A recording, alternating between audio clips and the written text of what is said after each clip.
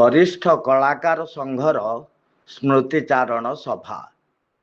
वरिष्ठ लोकनाटक कलाकार विप्रचरण साहूंक द्वादशाह अवसर रे कला और कलाकार हितैषी महामंच निखिल ओडिशा वरिष्ठ कलाकार महासंघ पक्षरु एक स्मृतिचारण सभा अनुष्ठित हो जाइछि।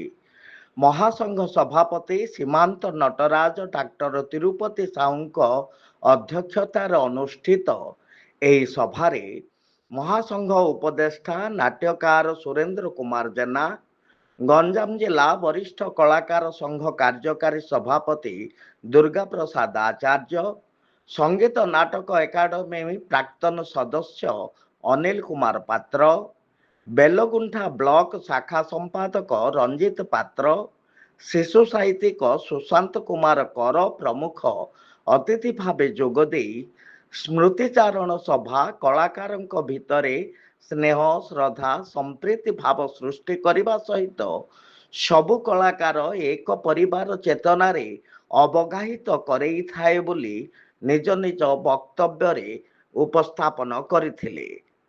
महासंघ कार्यकारी सभापति विजय चंद्र महारणा सभा कार्य परिचालना करथिले। कार्यक्रम प्रारंभ रे स्वर्गत आत्मार सद्गति कामना पूर्वक 2 मिनिट नीरव प्रार्थना करा जाइथिला।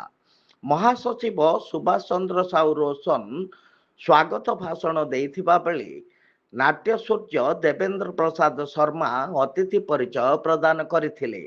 कला प्राण कैलाश पाणिग्राही कार्यक्रम शुभ उद्घाटन करथिले।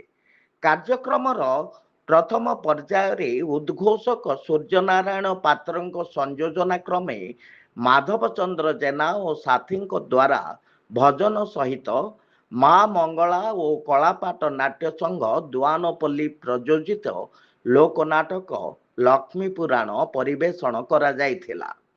एही अवसर रे सर्वश्री माधव चंद्र जेना, अमर नायक, रतन स्वाई, विजय राउत, सुरेंद्रनाथ पाणी, प्रवासी साहू, रामचंद्र साहू, पांडव प्रधान, दिगंबर महारणा, पंचानन साहू, बनज कुमार साहू, पूर्णचंद्र साहू, सुजाता महारणा, तबला बादक सुनील, अंजलि साहू प्रमुखों समेत उपस्थित कंठशिल्पी और नाट्य कलाकार मानकु आनुष्ठानिक संवर्धित करा जाइथिला।